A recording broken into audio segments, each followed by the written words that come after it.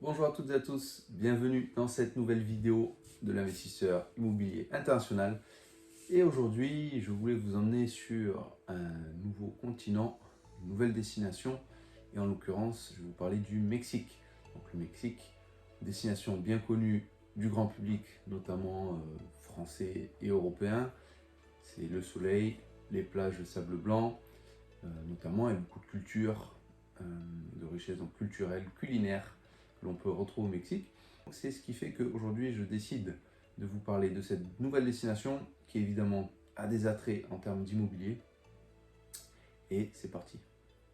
Alors avant d'entrer dans le vif du sujet sur justement l'immobilier au Mexique, macroéconomiquement parlant et en tant qu'investisseur immobilier, je voulais vous faire un petit récap, ça fait un petit moment, sur les attraits d'investir dans l'immobilier à l'international. Donc quand j'entends l'international, c'est en dehors de son pays de résidence. Globalement, la plupart d'entre vous, des clients que je peux accompagner et investisseurs que je peux accompagner, ont déjà bien investi dans leur pays de résidence. Et l'idée, bien souvent, c'est d'aller diversifier géographiquement et de développer géographiquement votre patrimoine immobilier. Donc ça, je dirais que c'est la raison numéro une, de ne pas avoir tout son parc immobilier dans la même juridiction et au sein du même pays.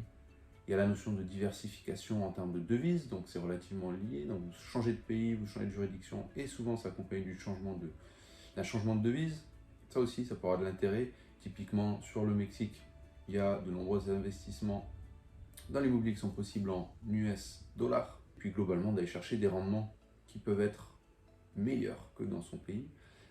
Voilà, bien souvent, c'est ce qui peut être présenté sur l'Asie, sur les États-Unis, sur l'Amérique centrale en l'occurrence avec le Mexique. Bien souvent, le retour sur investissement intéressant se fait au départ. Donc si vous avez des débuts, des prix à l'acquisition qui sont plus compétitifs à surface, emplacement et qualité de produit comparable à ce que vous pouvez avoir sur votre marché national, là, souvent derrière, vous avez des possibilités et des perspectives intéressantes de revendre avec plus-value et donc d'avoir un retour sur investissement qui est intéressant. Donc ça, c'est une des raisons aussi, je dirais essentielles, qui incite nos compatriotes ou les investisseurs européens à aller chercher des rendements plus pertinents, plus intéressants, plus compétitifs avec des apports de départ qui peuvent être plus faibles à l'international. Alors, pourquoi le Mexique? Clairement, c'est une destination qui a du sens en termes d'investissement immobilier, mais comme vous savez, j'aime bien faire une approche d'abord en entonnoir, en regardant l'aspect macroéconomique dans un premier temps.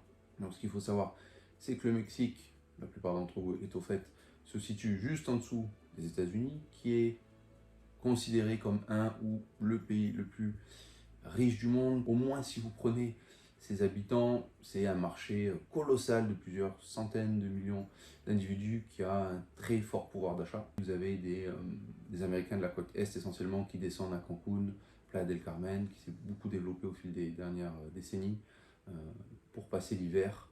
Et pas uniquement des retraités, déjà depuis quelque temps des digital nomades. Ça c'est quelque chose qu'on a constaté, puis ça s'est évidemment accéléré sur la période 2020-2022 où, retenez bien, le Mexique n'a pas été fermé du tout au tourisme international. Il y a eu très très peu, à mon sens, à ma connaissance, de restrictions pendant cette période-là de la pandémie, au même titre que d'autres destinations, mais qu'on peut chiffrer sur les doigts de la main.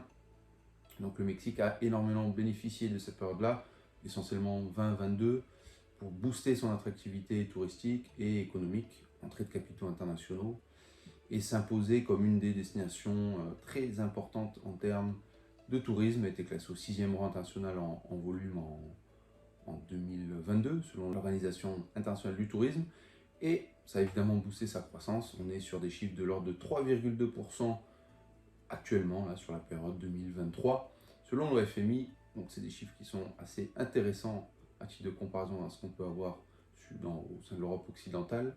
Et en termes de pur immobilier, évidemment, c'était une destination qui était extrêmement en vogue pendant cette période-là, et depuis, notamment sur des spots comme Playa del Carmen, qui sont reconnus depuis un certain nombre d'années, mais qui ont connu une croissance exponentielle ces derniers temps, et des destinations qui montent, telles que Tulum par exemple, qui se trouve pas très loin justement de Playa del Carmen, dans cette fameuse région de la Riviera Maya. Donc c'est l'est du Mexique, qui est le plus proche de l'Europe. Hein. Si vous regardez sur la carte, on est à peu près à 11 heures de vol de Paris, par exemple, hein, entre Tulum, l'aéroport international de Tulum, ou Cancun et Paris. Cancun, ça fait un certain nombre d'années qu'il y a un aéroport international. Tulum, il a ouvert il y a très peu de temps, donc c'était courant décembre 2023. Donc c'est là aussi des critères très importants du dynamisme économique. Création d'aéroports internationaux, là c'est à peu près certain que vous avez en parallèle une croissance économique importante, ou un dynamisme économique important dans la région. Voilà, c'est ce que je peux vous dire. En termes d'immobilier, la Riviera Maya et en particulier la région de Quintana Roo a connu un taux de croissance, une augmentation des prix de plus de 15% sur les 12 derniers mois en décembre 2023. Et donc c'est assez important, avec des taux de remplissage sur la fin d'année 2022 et globalement décembre 2023. Vous êtes à plus de 70% de taux de remplissage des établissements hôteliers en moyenne sur la zone de Cancun, Tulum, Playa del Carmen.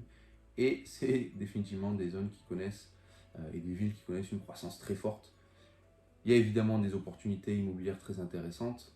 L'avantage, je dirais, majeur de la Riviera Maya et de toute cette zone géographique au Mexique, donc principalement vous êtes en bord de mer, donc ça c'est le premier point positif. Et en termes d'immobilier pur, l'avantage c'est qu'il y en a pour quasiment tous les goûts et je dirais pratiquement tous les budgets. Voilà, vous avez différentes localités. Donc si on compare un petit peu à la Côte d'Azur avec différentes villes, soit Cannes, Nice, après des petits villages un peu plus petits, vous avez différentes localités avec des prix qui vont varier d'un lieu à l'autre. Pour la Riviera Maya, c'est la même chose. Donc la ville la plus connue, c'est Cancun, qui est globalement la Miami de l'Amérique latine. Très urbanisée, notamment la verticale, beaucoup de gratte-ciel, building à l'américaine. C'est une ville assez américanisée dans le style. Beaucoup d'étudiants d'ailleurs qui viennent faire leur spring break à Cancun.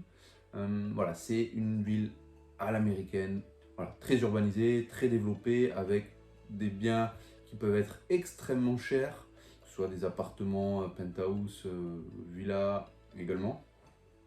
Après vous avez Playa del Carmen, donc plus au sud, quand vous longez la côte, qui a beaucoup grossi les derniers temps, qui, je dirais, attire beaucoup les digital nomades, qui a pour attrait d'être beaucoup plus petit et moins urbanisé que Cancun. C'est plus relaxant, il y a beaucoup de beach clubs, il y a de quoi faire la fête aussi. Voilà, mais c'est pour des gens qui vont plutôt chercher le côté un peu plus, relativement plus relax, le côté jeune actif, le mix culturel, et malgré tout une vie urbaine. Ensuite, vous avez Puerto Aventuras qui, là pour le coup, va davantage cibler les sports aquatiques, la marina, tout ce qui est marina, sport aquatique, pour un peu plus de calme. Cozumel, qui est une île, alors là c'est vraiment un côté plus relaxant. Cozumel, vous êtes davantage dans un environnement naturel et orienté sur tout ce qui est sport aquatique et détente, à l'écart quand même de l'animation des bars et beach club et club de Playa del Carmen et Cancun. Et enfin Tulum, qui est la dernière destination en vogue, notamment en termes d'investissement immobilier, qui se développe énormément et qui va mixer l'aspect culturel avec l'héritage maya, le luxe orienté éco-durable, c'est les dernières tendances, et c'est ce que je recherche principalement les investisseurs internationaux. Voilà, donc ça c'est pour Tulum. Je vais vous en parler davantage et là je vais vous donner quelques chiffres, quelques précisions en termes de prix et type de propriété, type de biens, donc que ce soit les appartements, les terrains à bâtir ou encore les villas. Donc en termes d'immobilier et de possibilités d'investissement sur la Riviera Maya, je vous donne des grands chiffres, des moyennes de chiffres pour vous donner un ordre d'idée de ce qui existe en termes de prix et type de bien en face. Alors je vais même commencer par les terrains à bâtir. Vous pouvez commencer à trouver des terrains aux alentours des 80 90 000 US$. On parle en US$ très principalement sur la Riviera Maya. La plupart des transactions immobilières des internationaux, donc non mexicains, bien qu'il y ait beaucoup de Mexicains qui investissent dans cette zone, se font en US$. Pour rappel, la monnaie, donc oui, devise nationale, c'est le peso mexicain, mais encore une fois, c'est l'US$ qui truste beaucoup au niveau des transactions. Ensuite, vous avez les appartements type condo dans des résidences sécurisées et avec salle de sport, comme vous pouvez l'imaginer, à partir d'environ 150 000 $ jusqu'à 2,5-3 millions de dollars. La gamme au-dessus, c'est les villas dites de ville, où vous allez davantage attaquer à partir de 200 000 $ jusqu'à beaucoup plus ensuite. Et enfin, le must, ce sont les villas de luxe là, à ce niveau-là, où on va trouver des belles opportunités à partir de 500 000 $ jusqu'à 10-12 millions. Il y en a un peu pour tous les, voire plus, hein. Il y en a pour tous les budgets, mais globalement, villa de luxe, voilà, ça attaque à 500 000 $ sur la rivière Maya. Donc, en termes d'acquisition, classiquement, deux possibilités existent. La première, c'est d'acheter dans l'existant, donc typiquement dans de l'ancien, suite à une revente, ou dans du neuf sur une résidence qui serait livrée, là, donc davantage pour des appartements. Résidence qui est déjà livrée, il reste quelques lots à la vente. Vous positionnez sur un des appartements, c'est disponible, c'est occupable immédiatement.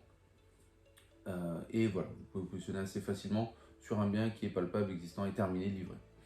Deuxième option, c'est sur plan, hein, en VFA tel qu'on l'appelle en France, avec des produits qui sont en cours de construction à horizon plus ou moins lointain, avec possibilité donc là d'avoir un choix de biens plus important, vous êtes en amont dans le processus de construction, et bien souvent d'avoir des prix dits de lancement ou qui vont avoir tendance à augmenter au prorata de la construction. Donc quand c'est livré, ça va être globalement plus cher que quand vous êtes en amont dans le processus et toujours en phase de construction. Ça c'est assez classique comme en France.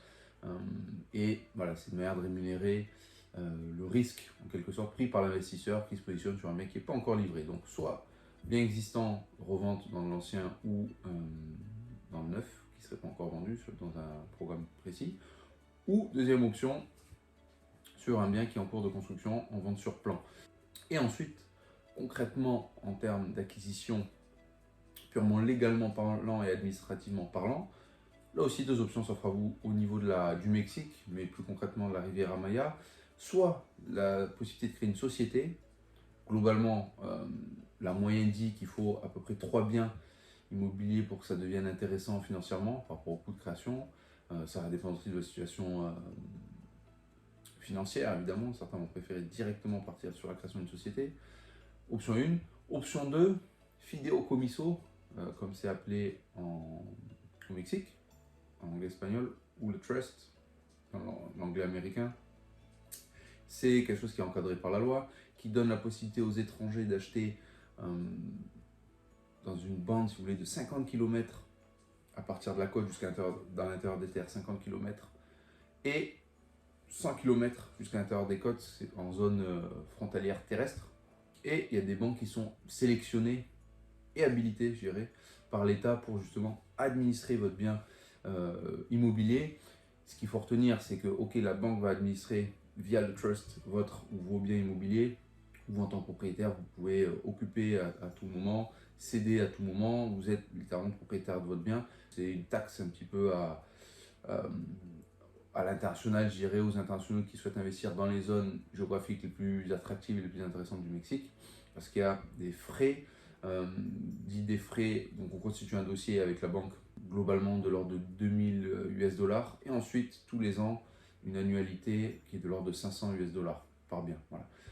Quel que soit le type de bien, ça c'est une notion importante, quelle que soit la taille du bien, les frais restent dans cet ordre de grandeur-là. Voilà. Donc c'est en quelque sorte, si vous voulez, un impôt, une taxe à l'investissement pour les étrangers dans les zones les plus attractives et dynamiques. Voilà, donc comme je vous le disais, je tâcherai de vous faire, c'est prévu, une vidéo dédiée à un programme, peut-être deux, de la Riviera Maya, à votre demande peut-être, avec les partenaires avec qui je travaille sur place. J'ai les possibilités d'avoir des visuels intéressants de différents programmes, résidences, maisons de ville ou villa de luxe.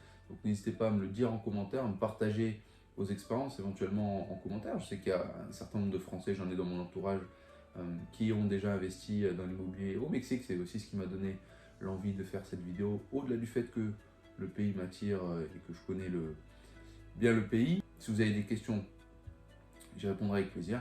D'ici là, je vous souhaite une excellente journée, soirée. Je vous dis à très bientôt. Ciao!